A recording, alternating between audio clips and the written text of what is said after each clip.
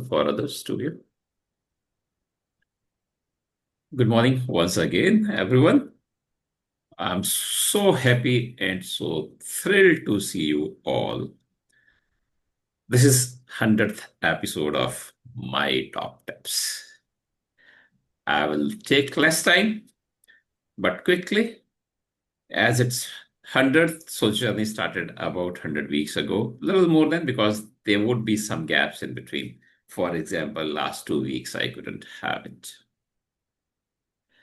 Free format, I just speak out my experiences, my expectations also many times. This is what I would expect. The topic will be resilience overall, but BCM, risk, crisis, sometimes information security also. I know a little bit information security. Resilience, operational resilience, organizational resilience, sustainability, environment, or anything that may be of concern to the society. That's what I cover. So journey has been exciting, but I'll take less time. As I said, the target has been to keep the show within 15 minutes today because I've invited you all experts, everyone taking 3-4 minutes or so. We may go up to 30 minutes and still the objective is to close within 30 minutes. Thank you very much, Puneet. So keeping it once again flexible, your perspective on or off resilience.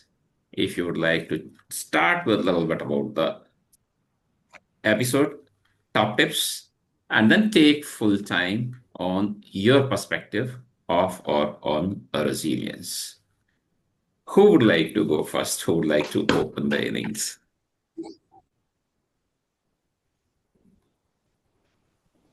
Okay, so I can go first. Yes, please. Yes, so Sanjiv Agarwala here. Warm greetings to everyone here who is in the panel and also who is attending this session. Firstly, congrats, Daman, Thank on you this very much. resilient journey of 100 episodes. So that itself is a topic in itself. Like you have done a journey of 100 episodes. So that also is a topic very aligned to this thing. And my Thank you very quick tips, much. since I have 2 to 3 minutes, I think resilience in layman term for me is the ability to absorb the shock. Like you are suddenly, you were not anticipating something, and then you are faced with a sudden shock or a challenge, and now you have to quickly adapt to that disruptive event scenario. And the other beauty is that that disruption may not be very short-lived. You may be faced with multiple of shocks and disruption at the same time. So now you are really tested whether you have that positive mindset and outlook, and whether you can continue and actually hold on to your ground and still survive, go on a positive momentum. So from my perspective, it is external facing viewpoint, because there are dependencies on you. People are looking up to you, and if you are not resilient, there is a domino effect. Since you are linked to others, if you fall, others will fall like a pack of cards. And my perspective is, how I look in a very layman term is, I should be able to leverage my strengths, and catch the opportunities provided to me, manage the weaknesses, and then I have to continuously scan my threat environment. And if I do this thing, all this SWOT analysis, and from a resilience perspective, very well, on a continuous basis, not one time, once a year kind of thing, but like on a continuous basis, I'm on a lookout that something can really shake me off the ground, then I am well covered. So that is my quick 2 minutes perspective on resilience. Thank Thank you. you very much. Thanks a lot, Sanjeev. And then with risk and resilience, there is a statement that goes along hand in hand. Converting risks to opportunities or resilience to opportunity. I keep saying, little change in the old statement that opportunities do not come knocking at your door. You have to create opportunities, and then only you will be able to grab and then benefit from those. Thank you very much, Sanjeev. Again, I'm not taking calling names. Please go ahead. Who would like to speak So, Daman, next? let me start, right? Yes, And please. Thanks, Sanjay. Thank you, Daman, for the wonderful work that you're doing, and congratulations on your 100th episode. And thank you for inviting me as well, kind of stuff. So I had something else in mind, but I heard Sanjiv, so I wanted to build on to what he said. So my perspective on he used the word shock, right? And I use a shock absorber All more so right. perspective. So my perspective is a spring, right? Spring plus the triangle of BCP is resiliency. And I'll explain that a little bit, kind of stuff. So spring is your tenacity, right? Of ability to take the shock during a normal running operations, right? Right. uh, you wouldn't put a shocker of a nano in a BMW, for example, right? Because it will break. The car will not run, right? So you need to find the right solution for a right perspective with the right uh, longevity, right? If I can use that word. And building on to that, I can expand that a lot, but due to limitation of time, I'll leave it at that. The second perspective is the triangle of BCP. I'm using triangle of fire as the same perspective as triangle of BCP. So the three quadrants are technology, facility, and people. So if any one of them is disrupted, BCP cannot happen or resiliency cannot happen. So technology is your stable, adequate, secure connectivity, right? In that, cyber also comes into play. It everything expands onto that, right? Because you don't want flapping, you don't want you want the right bandwidth to connect and use it. That's the reason I said stable, adequate, secure connectivity, right? Right. That's technology. Facility infrastructure is safe, secure facility with the right power light and is accessible at any time, basically, whenever you need it, right? So Right. I use that first one. I used the example was the cyber part of it. The second one on the facility side of it, I'm using Ukraine as an example, right? Mhm. It is not safe, it is not secure, it is it's a different world altogether. I can again talk about Ukraine at length, kind of stuff, but those are the two things. And on the people side of it, you need the skilled people, you need the trained people, you need accessible, having the right access and are available, right? So that is the people. Mostly, I would fall it under floods, for example, because in that perspective, they don't have they are not available sometimes because of their family being affected and all this stuff. So I'm Yeah. using that learning from that perspective as a solution. So I just wanted to expand that. So over to you. I probably utilized a little bit more than the stipulated time, but back to you, Daman. Thanks a lot, Sanjay. And once again, this triangle in different names, especially PPT, people process technology, is very important. Personally, I keep saying people at the top. Almost everyone would agree to that. All organizations would agree to that. But my request repeatedly to organizations is, do we really mean it? So Right. having, again, if we called all three people process technology, we can add a little more into this facilities, etc. The competency. So I'm not saying competency of the people only, I'm talking of competency of the organization for risk and resilience, appropriately sourced or resourced. That's very important. As I can say, I've gone through the Middle East wars or situation. I've seen London getting affected. I've seen US Right. going through a different. So people may be available, but not connected Right. is also a deterrent kind of stuff, right? So Right. that's the reason all three are important. And are they feeling safe? Because if a tornado is hitting US, for example, he's not feeling secure for that Yes. matter. So we can go into the various scenario building and then Yes. utilize it. COVID, for example, was a particular Right. perfect example kind of stuff Yes. on that. Yes. Great. So back to you, Daman. Thank you very much. And this year, 2025, it seems is the year of floods and fires, two opposites. I'm not sure. Maybe someone will bring that perspective out also. Thank you very much. Next, who would like to put in his Okay. or her comments? So, Professor Daman, probably I would like to take the opportunity to go Thank you ahead. very much. Thanks, Okay. Mihir. Okay, Yes, so yes. first of all, good morning, everyone. It's my pleasure be on this panel with you people. Thank you, Professor Daman, for inviting me, and congratulations on your this incredible milestone, 100 Thank you very episodes much. of my 100 tips. You shared the entire list of your top tips, and going through it, I could get the feeling that it's 100 weeks of ideas, conversations, practical wisdom, or topics on various topics, ranging from operational resilience to innovation, cybersecurity, sustainability, and even you have covered the lighter but no less important personal resilience, which I think Sanjiv also touched upon a little bit, which is very important. What I feel stands out in this journey is the sheer diversity of perspectives, as can also be seen from us fellow audience over here, from resilience testing to Earth Hour, from microgreens to the fun portion of BCM. It's a reminder that resilience is not just a business buzzword, as we just briefly discussed. It's a way of thinking, living, and leading. In my perspective, there are three aspects to resilience. The first is the digital resilience. I'm speaking from going forward. Digital resilience. Now we have seen artificial intelligence, becoming like a baseline scale. It's a necessity. So there's automation, cybersecurity threats. So this means in resilience, we have to be prepared for that which we do not know. So it's about building trust in the systems, and it's not just about redundancy.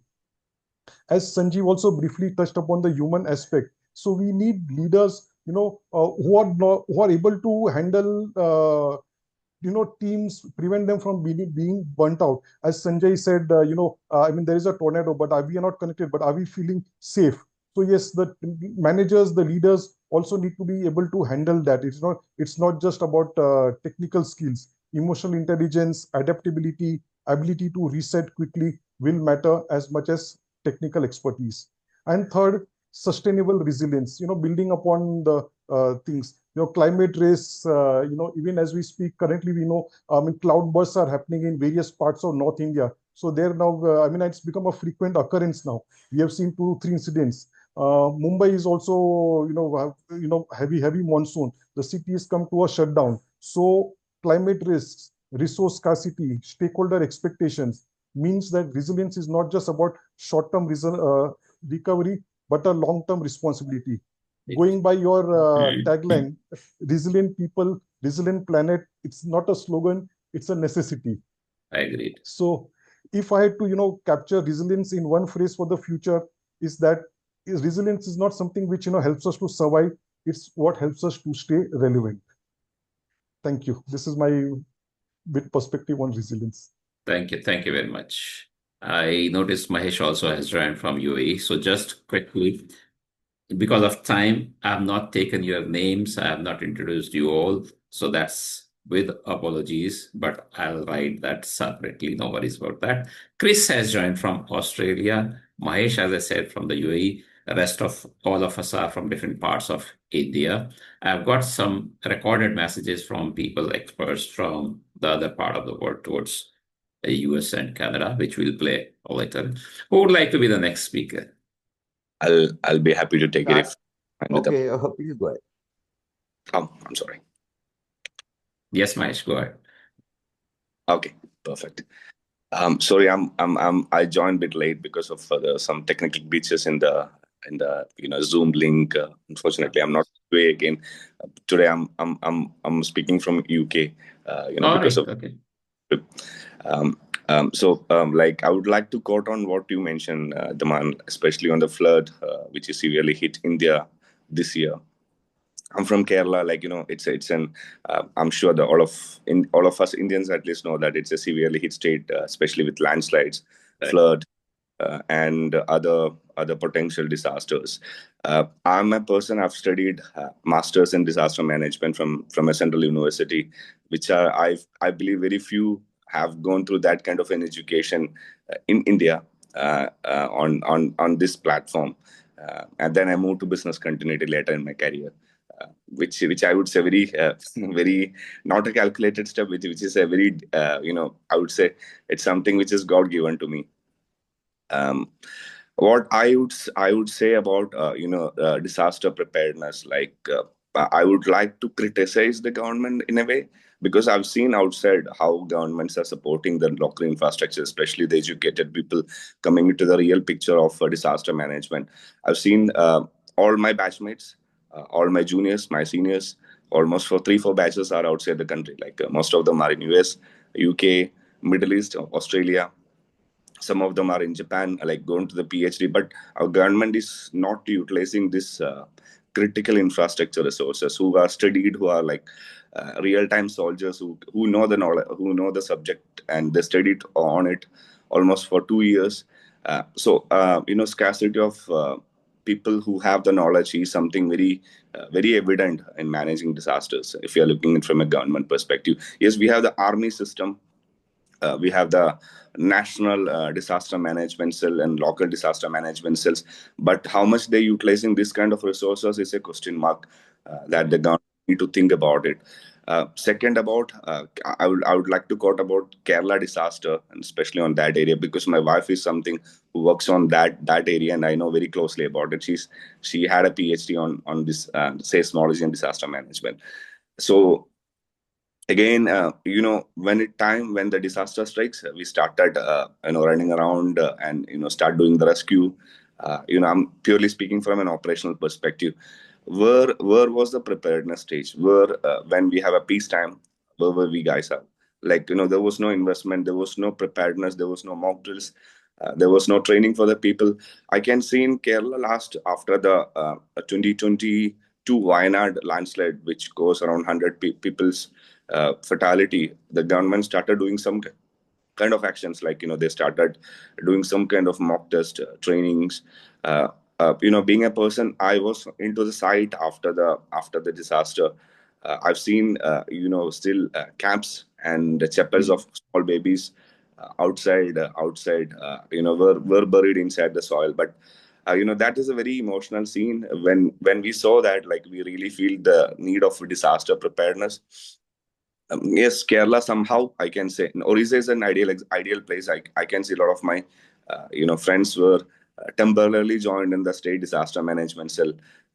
And Maharashtra also, there are few. I mean, and West Bengal nowadays have become they're investing too much on this one.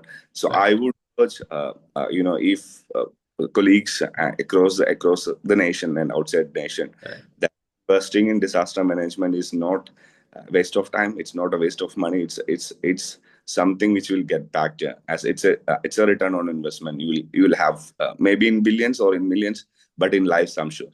That's Right. all. Thank you. Thank you very much, Mahesh. And well, individually, we all would be doing within our organizations, but the need of the hour is, it always was, but as we just mentioned, that perhaps globally this appears to be the year of floods and fires, two opposites, but still happening. We don't know what is coming up next, etc., etc. Collectively, I would like to say we all should be able to take this next step in risk and resilience. It's very important to call the spade a spade, a spade, or belling the cat. Who is that person? We need to take that next step to then raise awareness, share experiences, and if possible, even go up to governments for improvements. Thank you very much, Mahesh, once again. Who would like to be the next? Please. Yeah, let me start. This is Thanks, Seshadri Seshadri. from India, Bangalore. Okay, so I would like to build on what Daman said just now. To me, it looks like the adaptability in a crisis. Today, the world, the world is one close knit unit. It is not India separately. It is not US separately. What the US head says, creates ripples in other parts of the world. It is not only the communication, it is the action and the disasters also, right? So one of the most important things in resilience is adaptability. How do you adapt to the changing situation? Because no disaster comes to you with a written code of conduct. This is how I would behave. It all comes sporadically, right? Nothing is fixed. So we have to be able to absorb the shock respond to the shocks appropriately, and ensure, number one, people safety, number two, your process recovery, number three, your property recovery. Okay. So these three things, there is no question of putting this on top of the other or the other on top of this. All three are important. But are we able to salvage everything to the best of my ability? Maybe yes, maybe not. In most situations of disaster, perhaps you may have to compromise with what is available, what can be done. We may be planning 100%, we may be able to achieve only 40%, right? This is how situations develop over the world. So to reach a level of that resilience is the most important thing. And that doesn't happen overnight. Like Daman celebrating the 100th episode of Top Tips over perhaps a little less than 2 years. This may take 20 years. We may talk of resilience. We may talk of so many things. But are we in a position to be resilient is the biggest question. And this to me is a continuous journey. There is no full stop. There is not even a comma. It is always a continuous journey. And unless BCM, I mean, so many people keep saying we are business continuity professionals, resilience practitioners. Do we really practice is the biggest question. Right. And to what extent we can withstand that practice. Exactly. There will be multiple shocks. We should be the first shock absorbers as the ambassadors of resilience, and then only we can ensure that the culture of resilience spreads out into the world. Thank you, Daman. Thank you and very congratulations much. on your 100th episode. Thanks a lot, Seshadri. It's not either or. It's and. There is no full stop, not even a comma. It's not expense, it's investment. There are huge ROIs, etc., etc. Thanks a lot once again. Who would like to be the next person? Yes, Chris, go ahead, please. Chris from Australia. Thanks, Daman. And thank you for including me in your hundreds and joining this august panel and the other colleagues that will join us in recordings. Now, I was quite taken by Mahesh's comments about emergency management because, like him, I come from an emergency management background and moved into business continuity more recently, approaching 20 years ago. So all of this preparedness is very important in that space. And also adaptability, your point, Seshadri, about, you have to be prepared. And that was also mentioned earlier about the importance of preparedness, but monitoring the scene, trying to get ahead of the curve, trying to understand what might damage your business, what might be the next vulnerabilities. But at the same time, writing your business continuity plans in terms of resources and time-critical business processes rather than scenario-driven so that you've got that flexibility to deal with whatever. But in Australia, we know only too well about floods and fires. Sometimes we have the same thing going on at the same time at different parts of the continent. I used to do a presentation called Australia Land of Disasters, and I stopped doing it. It's too depressing because it's just too much to talk about. But at the same time, we need to be positive. We need to encourage people to be prepared. And one of my colleagues put it very well. A very senior person said to me once, a business continuity is like a crevasse. If you don't have a plan, you've got a huge crevasse, like in the ice, to jump over.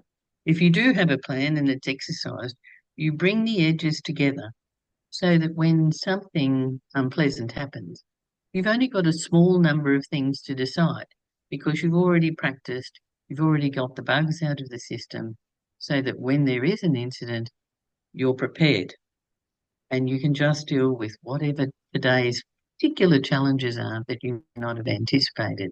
And I'm spending a lot of time now in enterprise risk management, trying to get senior leaders to think strategically about what could be the harms to their business, what could challenge their resiliency. Thank you, Daman. Thank you very much, Chris. And once again to all of you. that you all have spared time for me.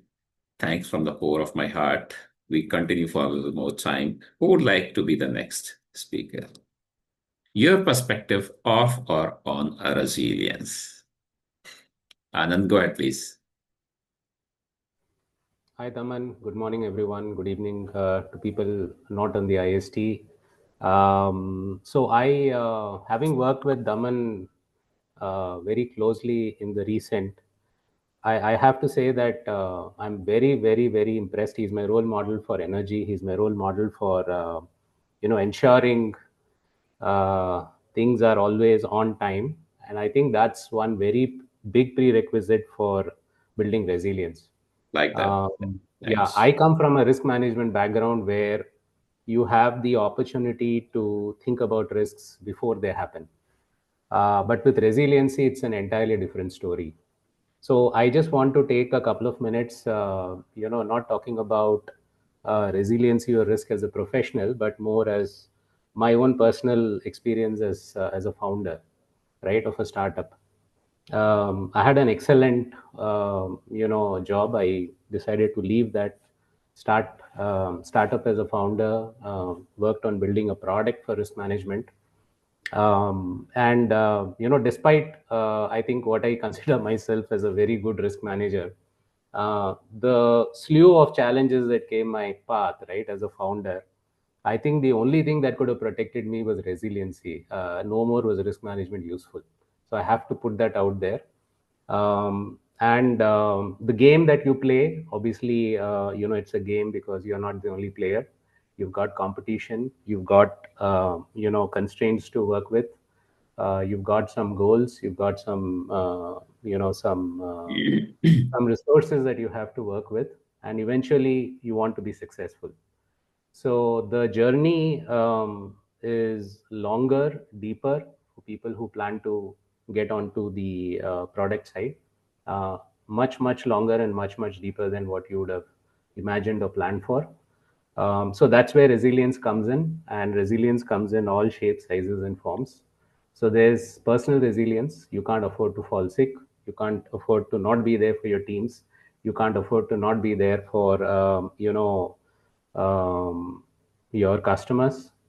And while that is also true for consulting, but when you have a team that you're driving, who's offering, whatever they are for your customers, you can't miss. And the toll is possibly on your personal health, the toll is on your family side. And therefore, resilience extends to your families, it extends to your own ability to handle your personal health. So that's one big dimension. The second big dimension is business resilience. And when I say this, I don't just mean about, whether my laptops are working fine and I'm able to, get my customers' requirements met. It's also about challenges that happen because, team member is unwell, not able to deliver. You got to step in, there's a deadline, and these are statutory deadlines. You got to meet them.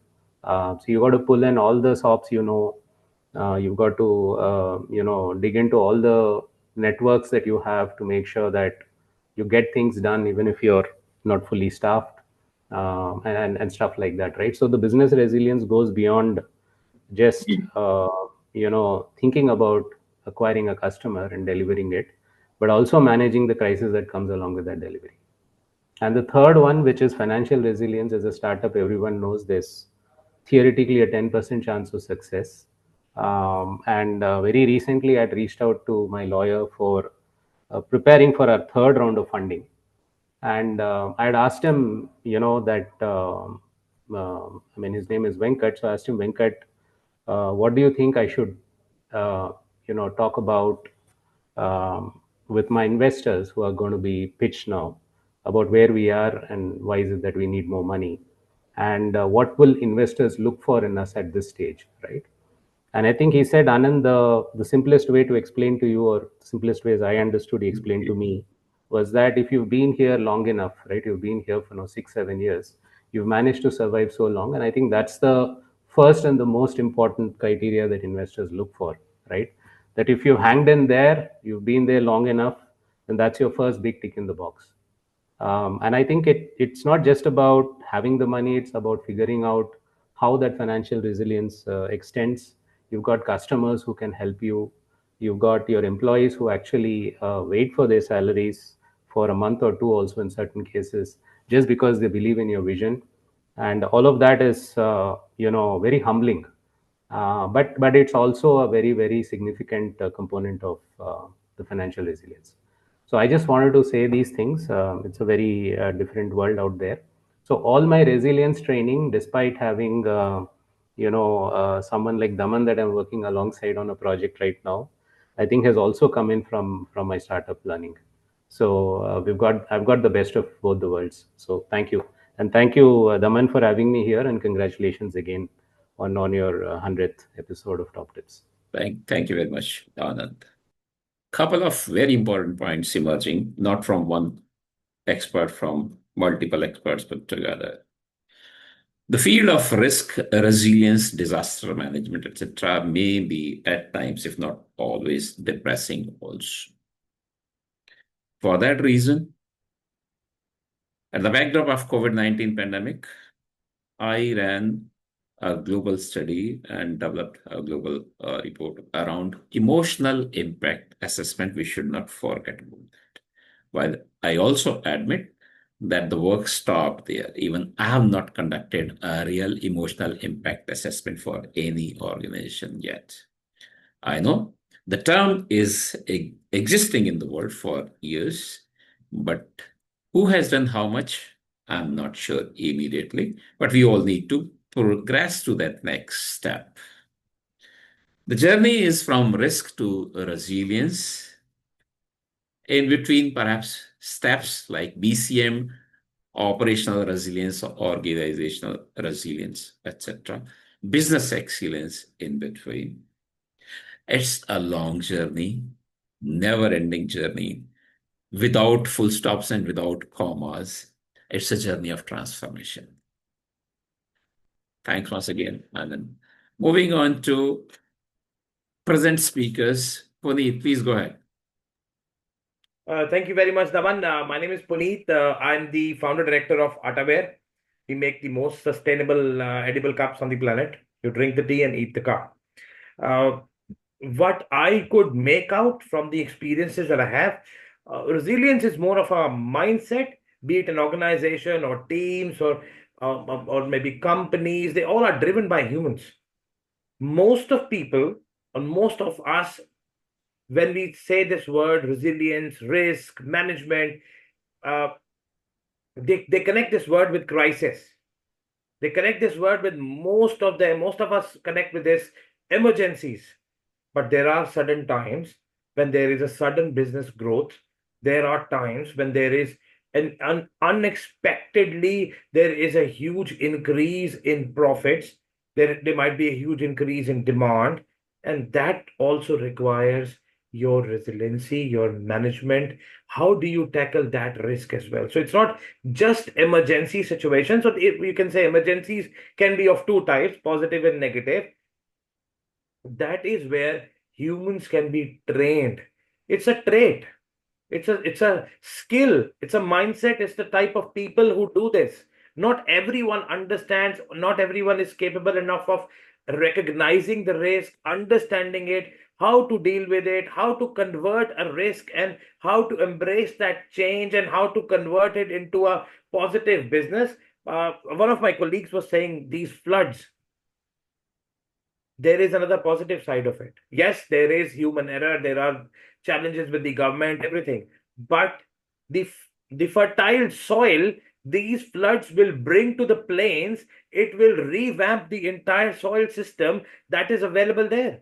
The amount of chemicals that we are eating through those crops, this fertile soil that will come through this flood will revamp the whole soil system, and the increase in the quality of food will increase into other factors, the health, environment, and all the other things.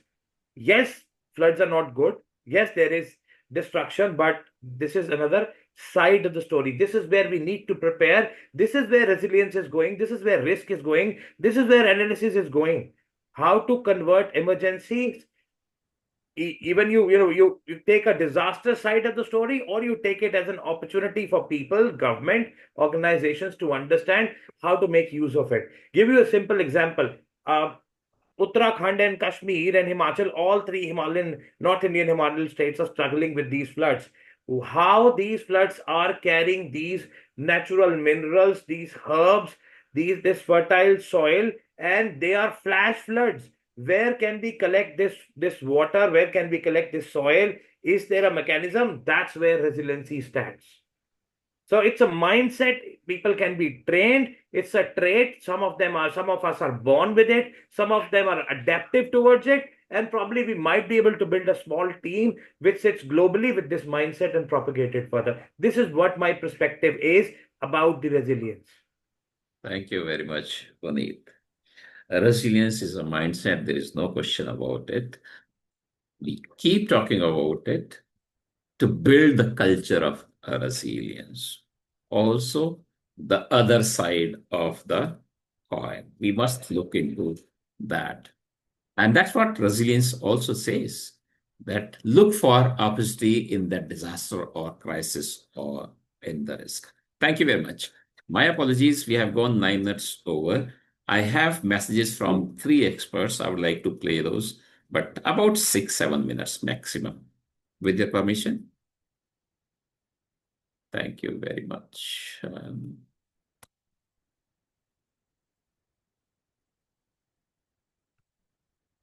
And someone please let me know, what do you see?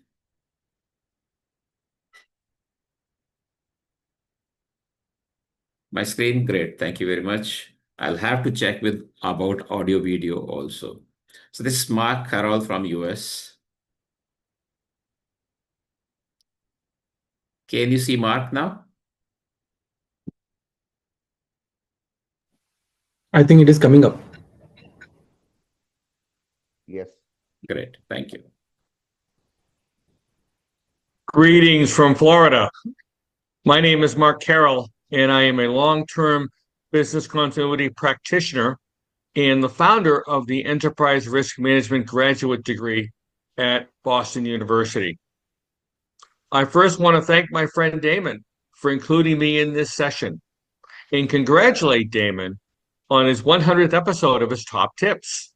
The number is amazing and serves as a testament to his experience and dedication to our subject area, that being risk, recovery, continuity, disaster recovery, whichever you want to phrase it. Note that we need to also include a congratulations level to the resilience arena itself, which provides ample fodder and content for folks like Damon and others to take leadership roles in this discipline. Our resilience world continues to change and evolve, and people like Damon have been at the forefront of leadership in that change, in that activity. The last few years in particular have demonstrated a step function change as we transcend traditional business continuity and embrace the key broader elements of resilience. Standing up the business operation is clearly necessary, as it has been historically, but it's no longer sufficient through a risk lens. It's no longer sufficient as resilience has broader implications that include such areas as succession planning, liquidity, exchange rates, cyber risk, and a whole host of other business survival areas that don't fit our historical business continuity scope. In the same way that business continuity was a step function change from the world of disaster recovery, resilience is the next step function change, the next C change. The new resilience paradigm will take us into fundamental risk and recovery areas that are not new to the business, but new to us as BC professionals, to the point of redefining the scope of our role. Leaders like Damon will navigate us through this new paradigm, this new quagmire, taking us out of our business continuity comfort zone into the broader and more far-reaching aspects of resilience. Get ready for the next 100 top tips, and thanks again to Damon for all that you do. Thanks a lot, Mark. I will do my best to live to your expectations. Can you all see my screen once again? The slide, I mean to say. Am I back on my slide? Correct. Yes, we are. Yes, Next message is from Alex from Canada. Hi, Damon. A little birdie told me you were celebrating your 100th podcast. Congratulations. I know just how tough that can be. So good for you for being able to meet that milestone. Congratulations, and let's look forward to the next 100. I will, Alex. Thank you very much once again. And the next one, I'm sorry, is Ratna from Canada. Hi, Daman, and everybody out there who's attending the top tips by Daman Dev. So audio clear? Once again, a check. Great. Sorry about that. What's this? Hi, Daman, and everybody out there who's attending the top tips by Daman Dev Sood. Honestly, Daman, 99 successful episodes and reaching the 100th is no mean feat. So congratulations and best wishes for the 200th. I'll wait to be invited for that as well. So I'm sorry I can't really attend in person because it's going to be 2 a.m. in Toronto in Canada at that time. But here's a recorded message because I really did want to participate in your success. And we'll move on from here to what I think about resilience. And it's very interesting because as a resilience professional for a while now, and almost 2 decades when I say a while, it's been an interesting journey. You know, there was a time when we did scenario exercises, we did risk assessments, one incident, one risk at a time, whether it was geopolitics, data breach, cyber attack, natural hazard hitting us. But I think COVID changed all of that for us as risk professionals. We didn't even see COVID coming. And I say COVID once again in all of this through, it's been 5 years now that we have seen COVID. But since then, it's almost like for us risk professionals, the whole world as we know it changed. And it was not just COVID, right?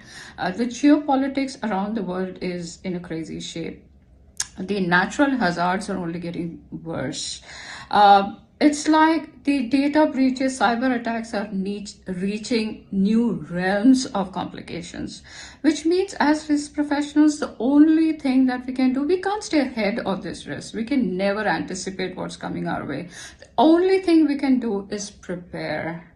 Personally, get more resilient. Professionally, at work, prepare, and do as much multiple complex scenario exercises as we can do. Because if somebody was to ask me, what is it that I'm anticipating for the future?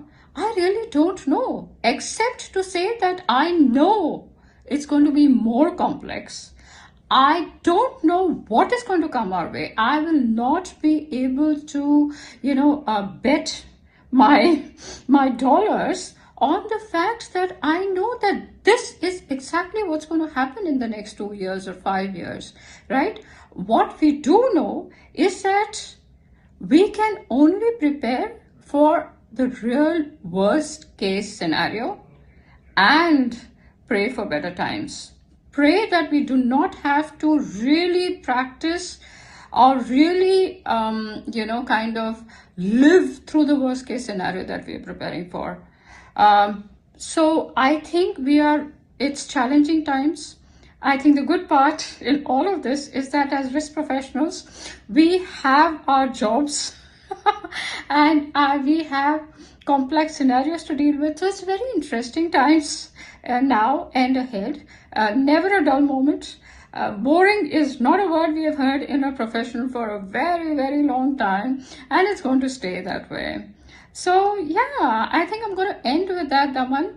Once again, congratulations, best wishes. Sorry I'm not there. And as a risk professional, I'm really excited for the times ahead. Worried as well a little bit, but excited for the times ahead. So thank you, and see you next time. Good day. Thank you very much, Ratna. And Exciting times ahead. My thanks to all of you once again. But while closing, now I'll go one by one as I see on the screen. Final words, a sentence from you. Seshadri, you're on mute, Seshadri. To me, adaptability is the most important criteria of being resilient. Because unless we adapt ourselves to the environment, to the developing scenario, we are not going to be safe. And not being safe is not being resilient. Thank you very much. Chris. Yes, congratulations again, Daman. It's quite an achievement. And the whole enterprise risk space, as Ratna was rightly pointing out, we just don't know where it's taking us. And of course, now we're getting these poly crises and perma crises, which is continuing to raise the bar and require us to be even stronger in our resiliency space than perhaps we've been in the past. Thank you again and congratulations. Thanks, Chris. Sanjiv. Yeah, my closing sentence will be resilience is the differentiator in this VUCA world. So the world is changing. It is very dynamic. It is ever happening, and it is very, very important. Thank you very much. Mihir. Well, I would like to sum up from everyone is that resilience, it's a culture, it's a mindset, it's a way of living. Thank you very much. Puneet. Really appreciate Daman. When you say resilience, you stood tall, stern, and managed to cross 100 episodes. It's itself leading by example. My last words, or about the comment that I would like to add on is embrace the change and be resilient. Change Very is good. inevitable. Cannot avoid changes. So they will happen. You have to be adaptive. You have to be more resilient. Very good. Great. Thank you very much. Anand. Yes, so closing thoughts again from the startup world. So most of you know Sam Altman, right, from the founder of OpenAI. So he has very recently mentioned to the world that in the scenario of uncertainty, how do you get prepared for the future? Of course, he meant it from the point of view of jobs, but it also means everything else, including what Ratna said. So he says that the only important skill that you need to learn today to survive in the future is to be able to learn quickly, right?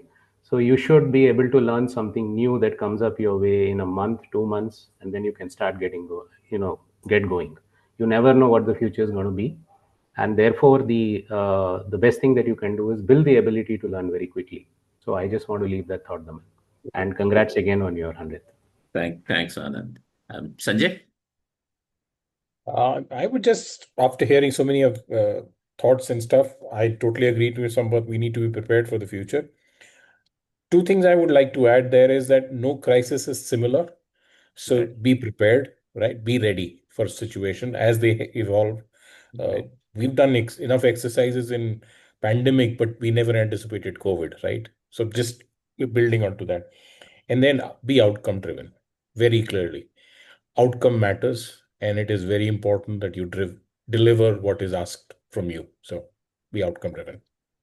Great. Thank you very much. I hope I have covered everyone. If not, please, I'll wait for a few seconds. Mahesh, I'm not sure whether still is on. He had said he had to leave. Yeah, I'm here. So All right. Great. So I'll say like this. We heard this proverb like eat an apple a day keeps the doctor away. So similarly, have the resilience with you, keeps the disaster minimized, and live long. And all the best for you, Daman, and congratulations for this century. Please make the double century, triple century. We are there for you. Thank you very much. Once again, to all of you from the core of my heart, thanks for spending time for me. I believe all these discussions, while we kept intention was 30 minutes, going to about 45 minutes, but has become a very good collection of thoughts for people. This recording will be available freely on my YouTube channel, whoever wants to watch whenever, from wherever. Thanks once again. I am committed to resilience. I live a resilience day, night, etc., etc. I say it's a passion for me, and I'll keep doing my bit. Thank you very much once again. Thank you, Daman. Thank Bye-bye. you. Thank you, Daman sir. Heartiest congratulations once again. Thank you. Thank you I'll all. wait for See you all. everyone Bye to all. leave. Take As a care. host, Bye. I will be the last one to log out.